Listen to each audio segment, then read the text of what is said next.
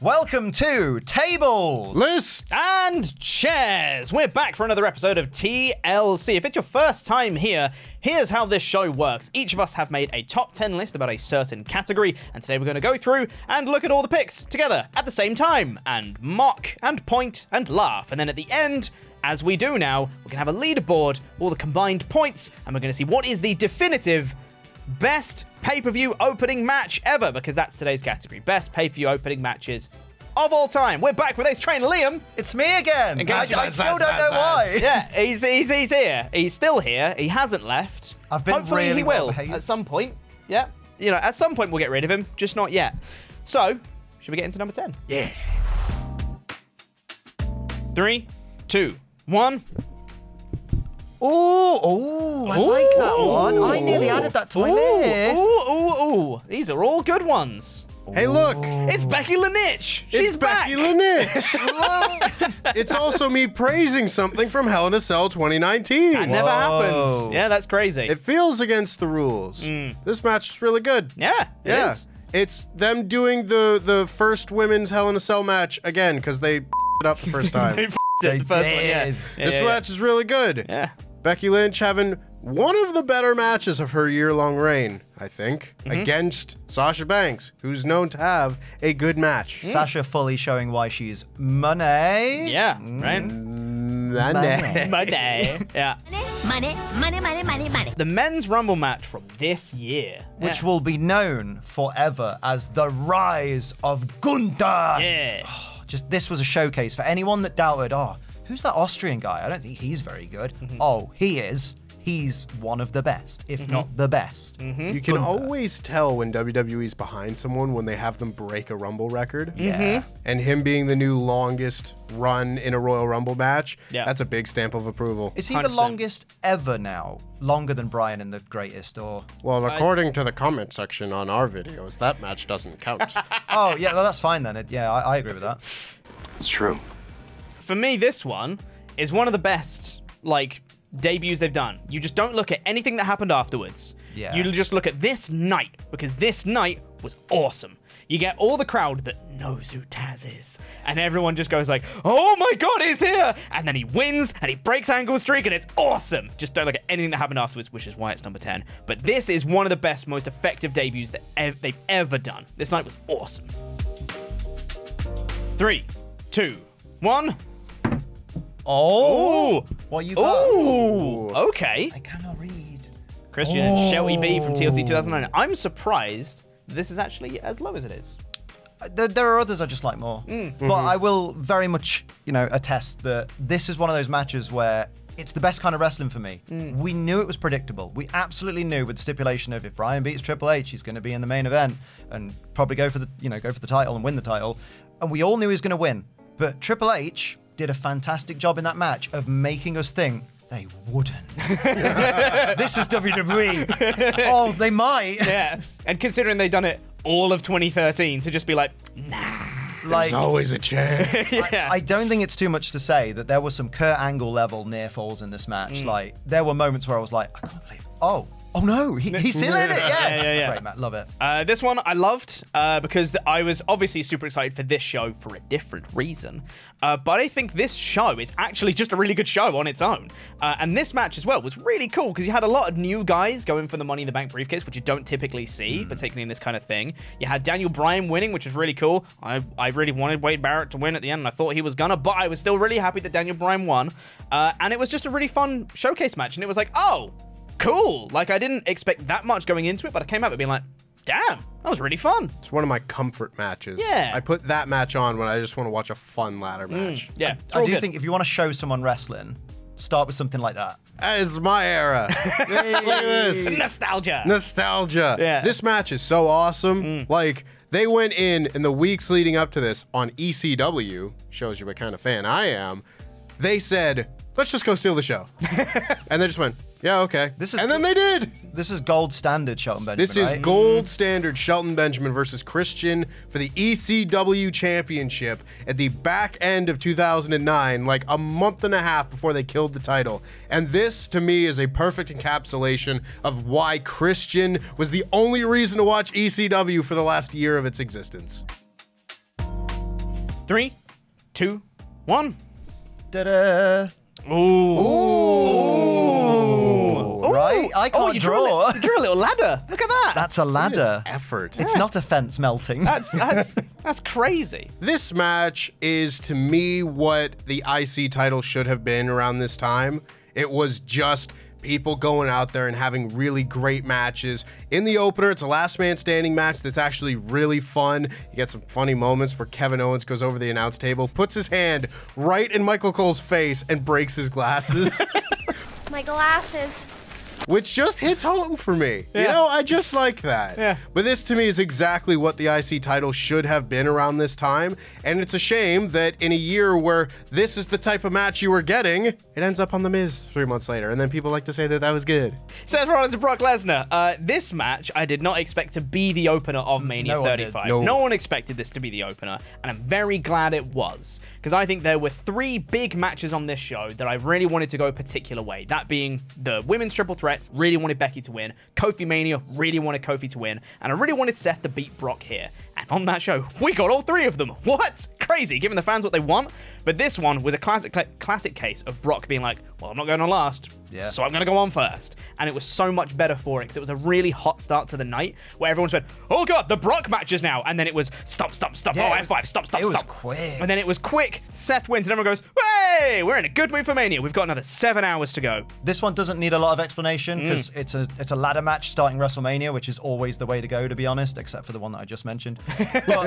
But man, Daniel Bryan winning again, and just holding up the IC title, and you had that moment of just thinking, that title means so much right now. It's on Bryan.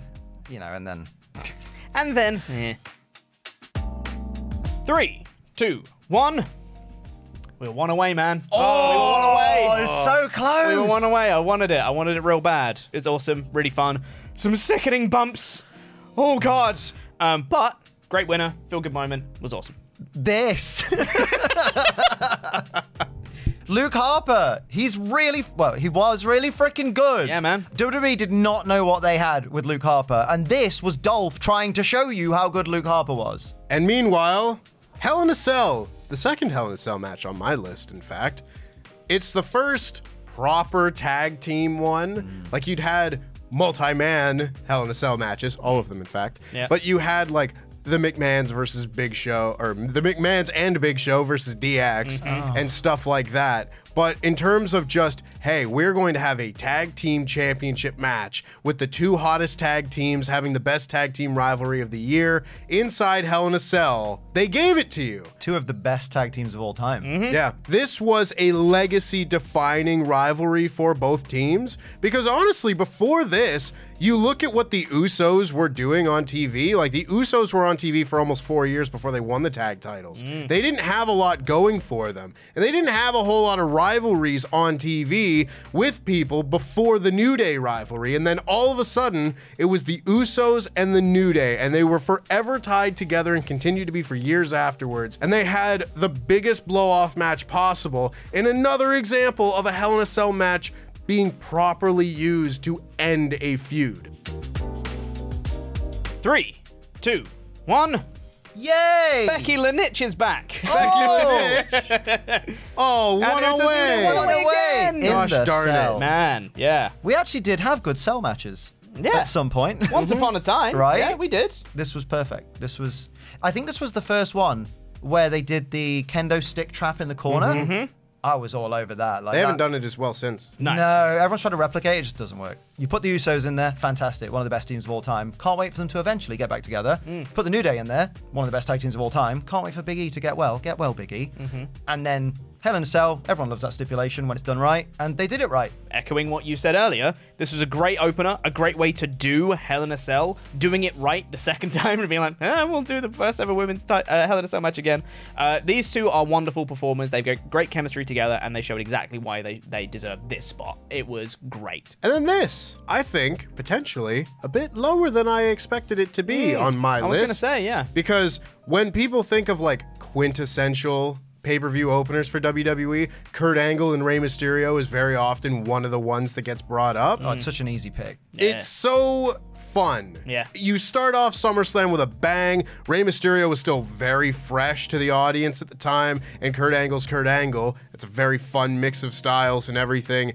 There just happened to be 5 others that I found to be a little bit better. 3, 2, 1. Oh my god! Oh my god! What we got? Ooh. I like that one. Did you know? I did. I might have mentioned that. We've heard it once or twice. Yeah, let's complete out the set, shall we? This match is awesome. I loved it so much. 2 teams that I was super into. Great end to the feud. These guys are awesome. I love it. It's a great match, and it's perfect. The brand split and the repackage of the Usos made everyone go, oh my god, the Usos are amazing. Yeah. And then they capitalized of it with this feud. It's great. This is the Gunther Showcase match. A very well-rounded Royal Rumble as well. And my favorite thing you could possibly get in a Royal Rumble, the mini match at the end. We've seen a lot of really good ones. Taker and Shawn, Jericho, Sheamus. This was the new one for this generation. Cody and Gunther, give me that match in general, please. In ring Tasty, general. that one.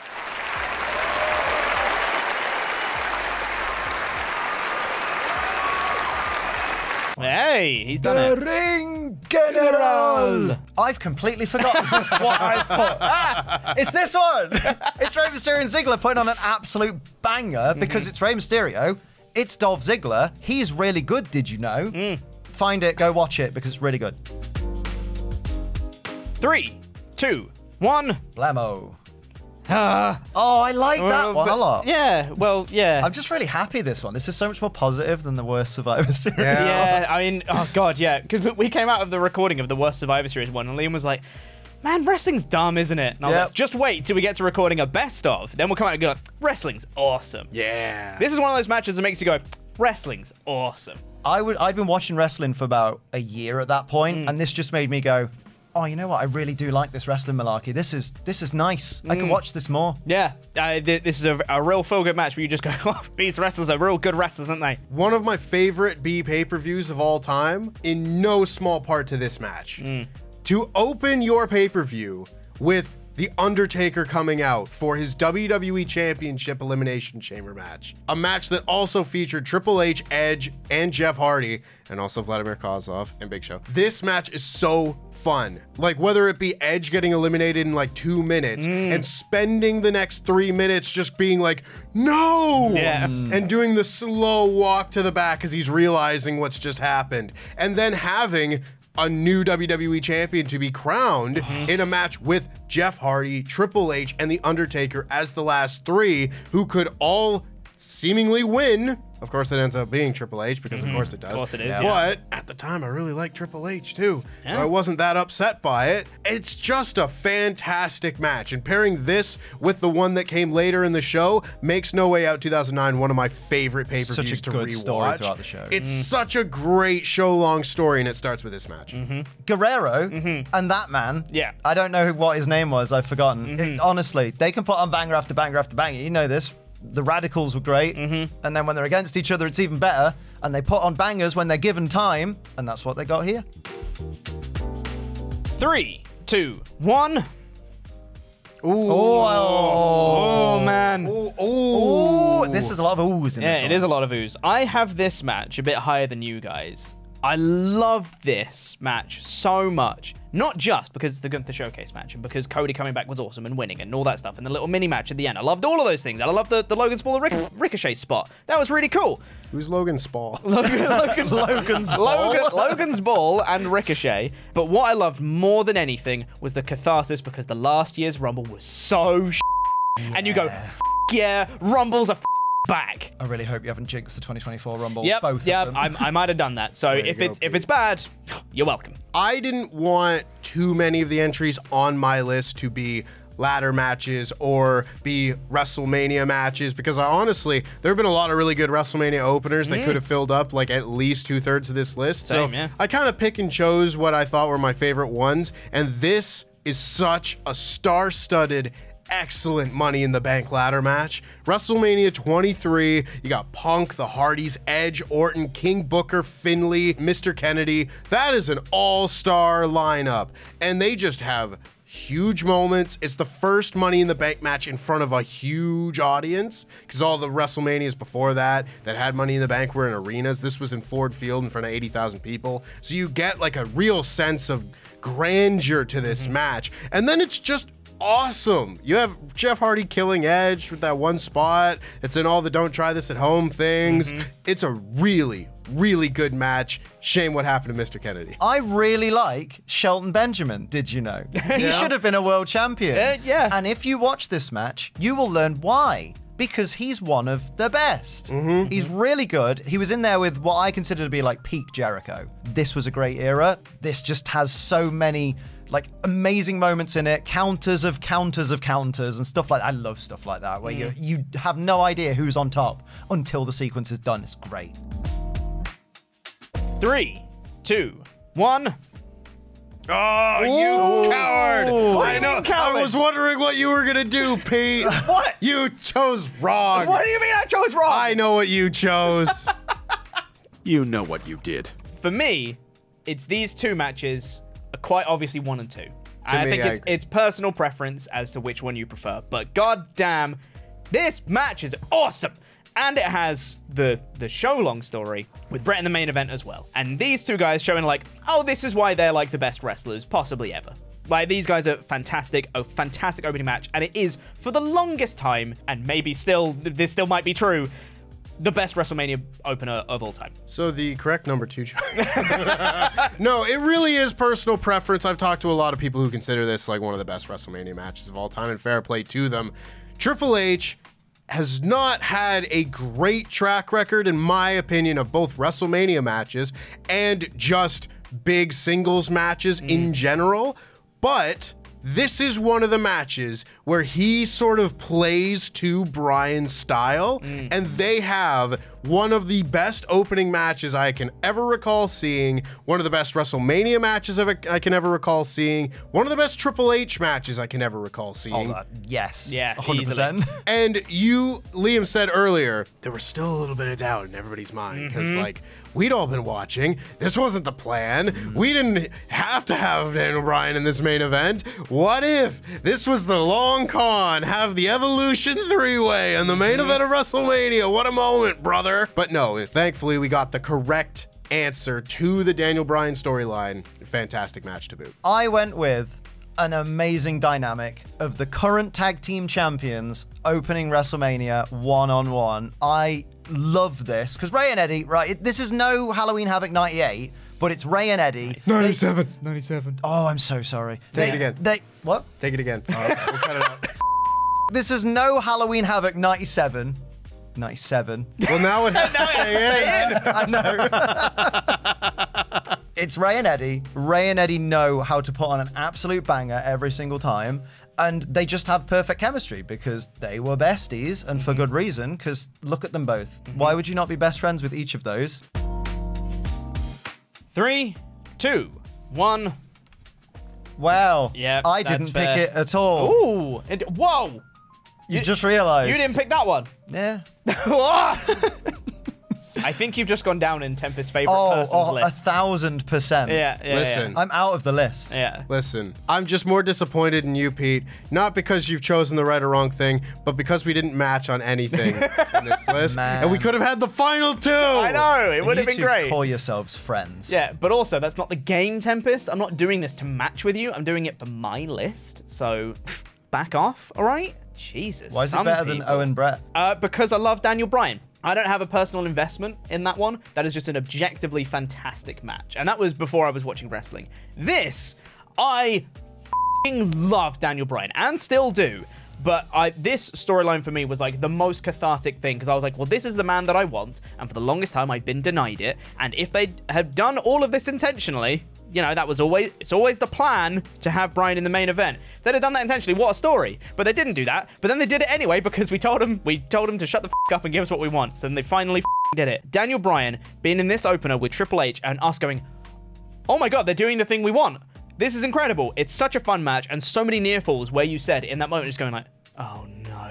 And then they give you what you want. It's that perfect moment of doubt before they give you the catharsis of exactly what you want. It's a perfect opening match, and you have a show-long story on top of it. It's perfect. We fully thought they were going to WWE us. This is one of the best matches of all time. This is a Canadian Heritage match. Yeah. This is the first WrestleMania that was actually like great. And yeah, it might still only be like a 2-match show with a fun ending and stuff, but this match stands the test of time. We watched it in the office like 6 months ago. It's still brilliant. It is two of the guys who could actually wrestle in the new generation era, which they were few and far between, and very few of them were on top at that time. Bret Hart, to me, is maybe the best wrestler of all time ever, and this is one of his best matches. I really like Kurt. Kurt's the best. Yeah. Kurt is the best wrestler ever. Sorry, Owen. Sorry, Bret.